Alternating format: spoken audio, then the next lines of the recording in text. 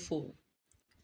Adjectives of more than two syllables, and especially those with more than two, form their comparative by using more before the positive form and the superlative by using most before the positive form.